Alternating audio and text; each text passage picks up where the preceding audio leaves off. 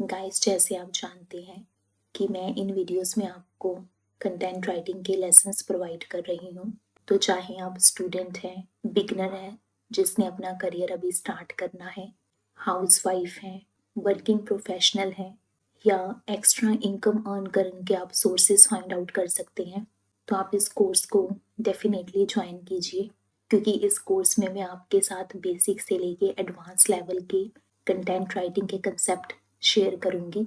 तो अगर तो आपने इस चैनल को अभी तक सब्सक्राइब नहीं किया तो पहले आप सब्सक्राइब कीजिए, फिर अपने फैमिली और फ्रेंड्स के साथ भी ज़रूर शेयर कीजिए। तो चलिए बढ़ते हैं आज के लेसन की तरफ, जो है नीश इन राइटिंग।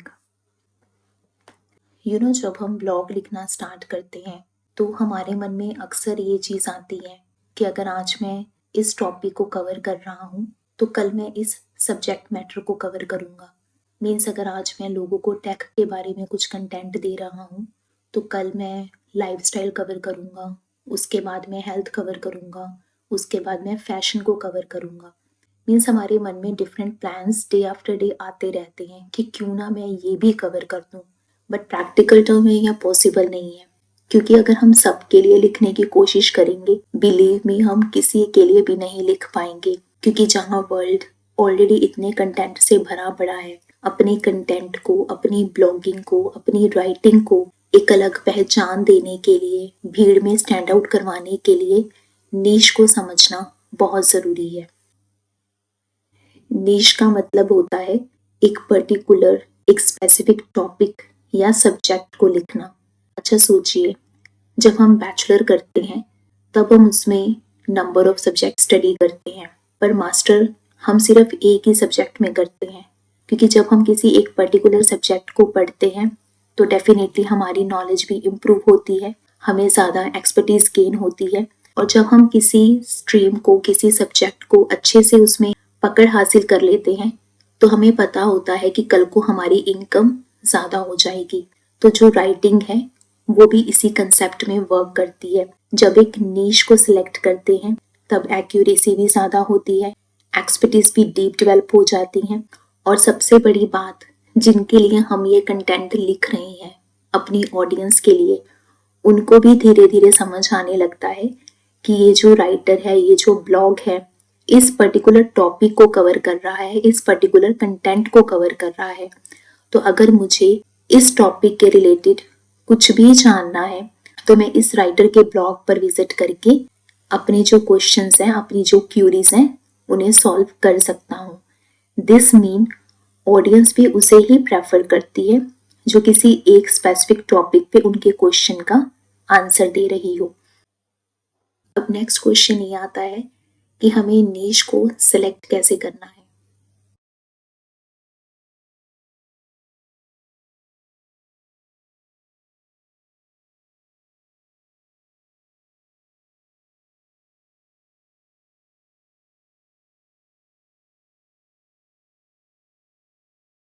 गाइस, ये मैंने नीश के कुछ कैटेगरीज यहाँ पे लिखी हैं, ये जस्ट कुछ एग्जाम्पल हैं। आप गूगल पर सर्च करोगे तो आपको नंबर ऑफ 4 एग्जाम्पल भी इसलिए मिल जाएंगे। अब इन कैटेगरीज में मुझे ट्रैवल में ज़्यादा इंटरेस्ट है, तो मैं ट्रैवल को अपना नीश चूज कर लेती हूँ। बट देखा जाए ये ट्रैवल इंडस्ट्री बहुत लार्ज है, बट मैंने उसको थोड़ा सा नैरो कर दिया, उसमें नंबर ऑफ ये सब कैटेगरी आ चुकी हैं। अब डिपेंड करता है कि मैं इनमें से कौन सी कैटेगरी पे अपना जो कंटेंट है वो रेडी करना चाहती हूँ। अगर मैं एडवेंचर चूज करती हूँ, उसके अंदर आ जाता है hiking, trekking, means extreme sports मुझे अपने कंटेंट में लिखने होंगे।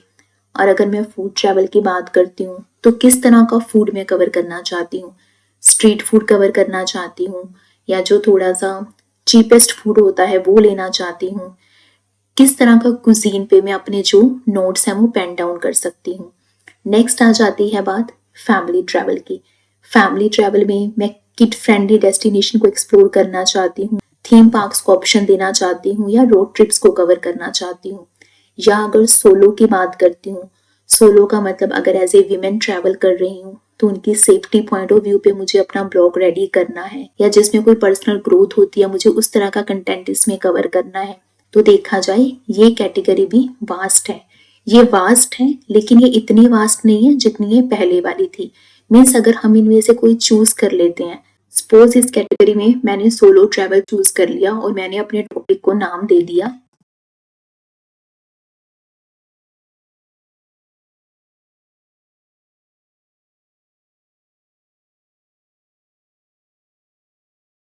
मैंने अपना फर्स्ट ये ब्लॉग का टॉपिक चूज कर लिया।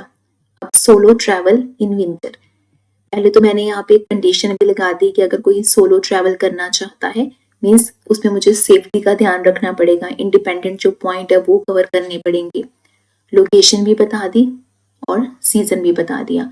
अगर मुझे थोड़ा सा इसे और नैरो करना है तो मैं इसमें क्या कर सकती हूँ, ये और बढ़िया बन गया, क्योंकि इसका मतलब ये हो गया कि मैं एक जेंडर कैटेगरी को भी कवर कर रही हूँ। अगर आपको थोड़ा सा इसे और नैरो करना है, अब इंडिया भी बहुत बड़ा है, अगर मुझे इंडिया में देखा जाए तो मैं इंडिया में भी कौन सी सिटी, कौन सी स्टेट या कौन से रीजन को कवर करना चाहती हूँ। सपोज मैंने इंडिया को हटाकर यहाँ पे लिख दिया। अब देखिए ये और स्पेसिफिक हो गया है ना। तो इस तरह के टॉपिक पर एज ए बिगनर मुझे ब्लॉग लिखना आसान हो जाएगा। उसी तरह अगर मैं फूड कैटेगरी चूज कर लेती हूँ,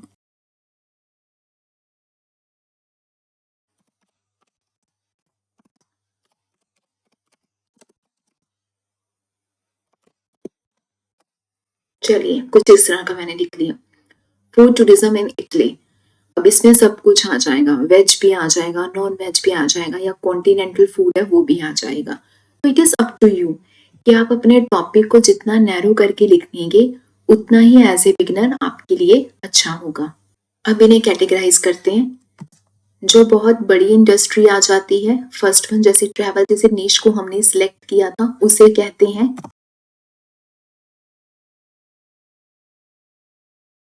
मेगा नीश। उसके बाद जो ट्रैवल की सब कैटेगरी आ जाती है उसे बोलते हैं मैक्रो। जब हमने मैक्रो डिसाइड कर लिया, जैसे मैंने सोलो ट्राई किया या जो मुझे फूड ट्राई किया, इन कैटेगरीज को कहते हैं माइक्रो। आई होप इस एग्जांपल से, ट्रैवल वाली से आपको समझ में आ गया होगा। मेगा नीश होते हैं वो ब्रॉड नीशेस होते हैं जिसमें हेल्थ, टेक, फूड, लाइफस्टाइल, या जैसे हमने ट्रैवल जैसी एग्जांपल देखी है, मीन्स जो डिफरेंट कैटेगरीज को कवर करते हैं। इसका प्लस पॉइंट ये होता है कि इनकी जो ऑडियंस है वो ज़्यादा होती है, बट जो नेगेटिव पॉइंट है इसका कंपटीशन हाई रहता है। बट हम इसे नेगेटिव पॉइंट नहीं कंसीडर करेंगे, क्योंकि जहाँ पे कंपटीशन हाई होगा तो ऑब्वियसली वहाँ पे जो ऑडियंस है, वहाँ पे जो रीडर है वो हमें ज़्यादा मिल सकते हैं। बट एज ए बिगिनर ये थोड़ा सा हमारे लिए रिस्की है। सेकेंड आ जाता है मैक्रो नीश। ये सब कैटेगरी होती है मेगा नीश की। जैसे अभी हमने ट्रैवल चूज किया, ट्रैवल को फिर हमने मैक्रो में डिवाइड कर दिया। ये मेगा की बजाय थोड़े से नैरो हो जाते हैं और इनमें जो कंपटीशन है वो मेगा से कम रहता है। में जो ऑडियंस है वो मेगा की बजाय थोड़ी सी कम हो जाती है। माइक्रो नीश हाईली स्पेसिफिक होते हैं। यहाँ राइटर फोकस करता है पर्टिकुलर टॉपिक पर, प्रॉब्लम पर या ऑडियंस पर। इसकी एडवांटेज ये है, कम ऑडियंस होने की वजह से इंगेजमेंट ज्यादा मिलती है। जो रीडर होता है वो यहाँ पे ज्यादा डेडिकेशन शो करते हैं। कंपटीशन मैनेजेबल होता है। कहने का मतलब ये है कि कंपटीशन रहता है पर उतना नहीं रहता जितने पहले वाली दो कैटेगरी में होता है। तो अगर आप एक पर्टिकुलर नीश के लिए काफी लंबे समय तक लिखते हैं तो हाई चांसेस रहते हैं मोनेटाइज होने के। तो अगर आप एक बिगिनर हैं तो आप ऐसे माइक्रो नीश से शुरू कीजिए। धीरे धीरे आपकी जो अथॉरिटी है उस पर्टिकुलर प्लेटफॉर्म पर बनती जाएगी। फिर आप एक्सपैंड कीजिए मैक्रो से, फिर मैक्रो के बाद मेगा तक। तब तक आपकी एक्सपर्टीज भी ग्रो हो जाती है, आपकी जो ऑडियंस है वो भी ग्रो होने लगती है, और इससे जो आपके ब्लॉग है, जो आपका कंटेंट है, उसकी विजिबिलिटी के चांसेस भी स्लोली इम्प्रूव होते जाते हैं। नेक्स्ट पॉइंट ये आता है कि नीश मैटर ही क्यों करते हैं। It's very simple. जब आप उस टॉपिक को लिखना स्टार्ट करते हैं जो आपको जेन्युइनली पसंद है तो राइटिंग नेचुरल लगती है। रीडर भी आपके उसी पैशन को फील करता है, इसलिए वो भी आपसे कनेक्ट हो जाते हैं। एंड नेक्स्ट इज, जब आप एक ही टॉपिक पर बार बार लिखते हैं तो उस फील्ड में आपकी एक्सपर्टीज बढ़ने लगती है। रीडर और क्लाइंट दोनों इस तरह के राइटर को प्रेफर करते हैं जिनका कंटेंट डीप होता है, प्रैक्टिकल होता है और जो इजीली समझ आने वाला होता है। ये नहीं कि उनका जो कंटेंट है सरफेस लेवल की बात ही कर रहा है, जो अपने कंटेंट में डीप थॉट को जगह ही नहीं देते हैं। अभी जैसे हमने मास्टर और बैचलर की एग्जांपल देखी थी कि अगर किसी पर्सन की किसी स्ट्रीम में स्पेशलाइजेशन होती है, एक स्पेसिफिक एक्सपर्टीज होती है, उसकी इनकम भी ज़्यादा होती है। मीन्स जिसने मास्टर करी हुई होती है वो बैचलर वाले से ज़्यादा अर्न करता है, और जिसने पीएचडी कर रखी होती है उसके पास बारीकियों के हुनर ज़्यादा होते हैं एज कंपैरेटिव टू मास्टर वाले से। इसीलिए जो नीश राइटर होते हैं वो हाई चार्जेस ले सकते हैं। जो क्लाइंट होते हैं वो स्पेसिफिक एक्सपर्टीज के लिए पे करने को रेडी होते हैं। तो अगर आप किसी एक नीश में लॉन्ग टर्म तक लिखते हो तो आपके मोनेटाइजेशन होने के चांसेस काफ़ी हाई रहते हैं। Next is relevance. आज की ऑडियंस को जेनेरिक एडवाइस नहीं चाहिए। मीन्स आज के लोग जर्नल या कॉमन एडवाइस नहीं चाहते, उन्हें स्पेसिफिक सोल्यूशन चाहिए होते हैं। उन्हें ऐसा कंटेंट चाहिए जो उनकी एग्जैक्ट प्रॉब्लम को टारगेट करे, एड्रेस करे। और जो नीश कंटेंट होते हैं वो इसी वजह से ज़्यादा इफेक्टिव होते हैं, जो ऑडियंस को उनकी एग्जैक्ट प्रॉब्लम का सोल्यूशन प्रोवाइड कर रहे होते हैं। अब नीश हमें चूज कैसे करना है। अब बात आती है सेल्फ जजमेंट की, क्योंकि जब भी हमें नीश सेलेक्ट करना है हमें इम्पल्सिव नहीं होना, ओवर थिंकिंग नहीं करनी। बस खुद से ये सवाल पूछने हैं कि जिस कंटेंट के लिए मैं अपना ब्लॉग बनाने जा रहा हूँ, क्या मैं उसे इंजॉय कर रहा हूँ? क्या मेरी ऑडियंस भी उसी सेम राइटिंग को इंजॉय कर पाएगी? क्या मैं इस टॉपिक पर लंबे समय तक लिख सकता हूँ बिना बोर हुए? क्या मेरी राइटिंग डे बाय डे मुझे और लिखने की मोटिवेशन दे रही है? और जो कंटेंट मैं पेन डाउन कर रहा हूँ, क्या मुझे उसकी बेसिक अंडरस्टैंडिंग है? क्या मैं रिसर्च करने के लिए और लर्न करने के लिए रेडी हूँ इस फील्ड में? क्या मेरा कंटेंट एक्यूरेट है, क्रेडिबल है, जो कि आज के इतने कंपटीशन वाले टाइम में अपनी अलग पहचान बना पाएगा? अब बात करते हैं मार्केट डिमांड की। हमने अपने इंटरेस्ट के अकॉर्डिंग अपना नीश तो चूज कर लिया, लेकिन उस नीश का क्या करेंगे जिसकी मार्केट वैल्यू ही नहीं है? क्योंकि मेन मकसद जैसे मैंने पहले भी क्लियर किया था, पैसा कमाना है। हम लिख किसके लिए रहे हैं? ऑडियंस के लिए। क्या ऑडियंस उस कंटेंट को, उस नीश को रीड करने के लिए रेडी है? क्या लोग इस इंफॉर्मेशन को पाने के लिए जो मैं अपने ब्लॉग पे देने जा रहा हूँ कल को पे करने के लिए रेडी हैं? क्या उसकी मार्केट वैल्यू है? तो इन सभी क्वेश्चन के आंसर आपको खुद से पूछने हैं।